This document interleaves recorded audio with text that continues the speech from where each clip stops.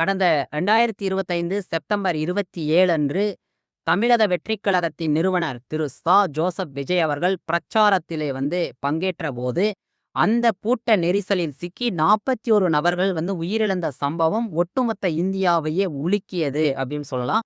இந்த வழக்கு விசாரணை முதல்ல சிபிசிஐடி கிட்ட இருந்தது. இப்போது அது சிபிஐ விசாரித்து வருகிறது. தொடர்ச்சியாக விசாரித்து வருகிறது.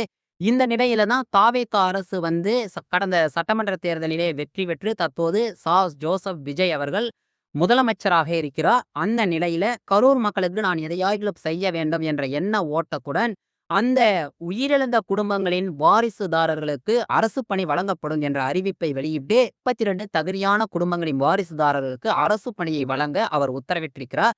அதற்கான அரசாணையும் பிறப்பிக்கப்பட்டு விழா எடுத்து அந்த விழாவிலே 32 நபர்களுக்கு அரசு பணியும் வழங்கப்பட்டது. இந்த நிலையில தான் பல்வேறு விமர்சனங்கள் எழுந்தன. ஏற்கனவே 20 லட்சம் ரூபாய் தாவேகா அரசு அவர்களுக்கு நிவாரணத் தொகை அறிவிக்கப்பட்டு வழங்கப்பட்டது. மேலும் 10 லட்சம் ரூபாய் தமிழக அரசால் நிவாரணத் தொகையாக அறிவிக்கப்பட்டு வழங்கப்பட்டிருக்கிறது. இதற்கு பிறகு நீங்கள் ஏன் அரசு வேலையை வழங்குகிறீர்கள் என்ற கண்டன குரல்கள் ஆங்காங்கே எழுந்தன.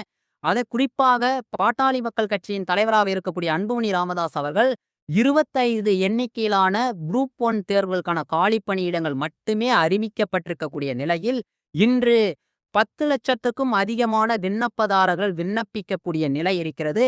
தமிழகத்திலே வேலைவாய்ப்பற்றோர் எண்ணிக்கை நாளுக்கு நாள் அதிகரித்து வருகிறது.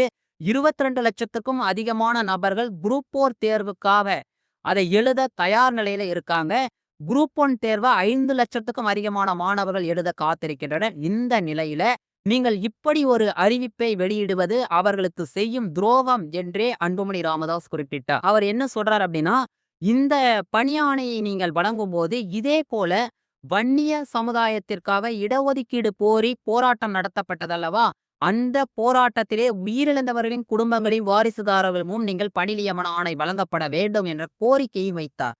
அதே போல பிஜேபியை சேர்ந்த மகளிர் அணி தைதியாக இருக்கக்கூடிய வானதி ஸ்ரீனிவாசன் அவர்களும் கோயம்புத்தூர் குண்டு வெடிப்பிலே உயிரிழந்தவர்களின் குடும்பங்களின் வாரிசுதாரர்களுக்கு இது போன்று நீங்கள் அரசு பணியாணையை வழங்க வேண்டும் என்ற கோரிக்கையை வைத்தார். இந்த நிலையில மதுரை உயர்நீதிமன்ற கிளையில சென்னை சூளையைச் சேர்ந்த வழக்கறிஞர் என் பிரபாகரன் அவர்களும் நாம் தமிழர் கட்சியைச் சேர்ந்த வழக்கறிஞர் கிளிட்டோஸ் அவர்கள் அதற்கு பிறகு டிஎன்பிஎஸ்சி தேர்வை எழுதி வருகின்ற மாணவி ஒருவர் என 3 நபர்கள் மதுரை உயர்நீதிமன்ற கிளையிலே வழக்கு தொடர்கிறார்கள். இது சட்டத்திற்கு முரணானது என்று சொல்லி அவர்கள் வழக்கு தொடர்கிறார்கள்.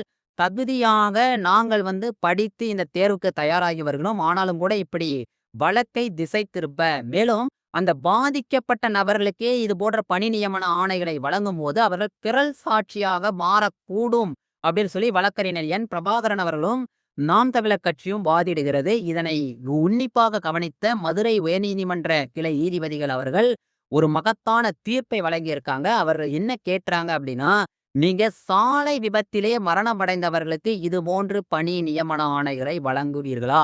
ஒரு அரசு பேருந்து மோதி இறக்கிற குடும்பங்களுக்கு உங்களால் இந்த பணி நியமன ஆணைகளை வழங்க முடியுமா? அதே போல சிவகாசி பட்டாசு தொழிற்சாலை விபத்திலே ஆண்டுதோறும் எவ்வளவோ நபர்கள் மரணம் அடைகின்றன.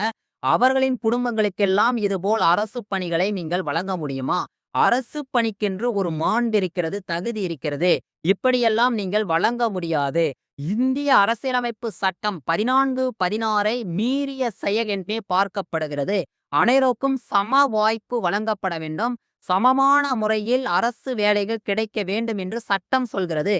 அதனை மீறிய செயலாகவே பார்க்கப்படுகிறது.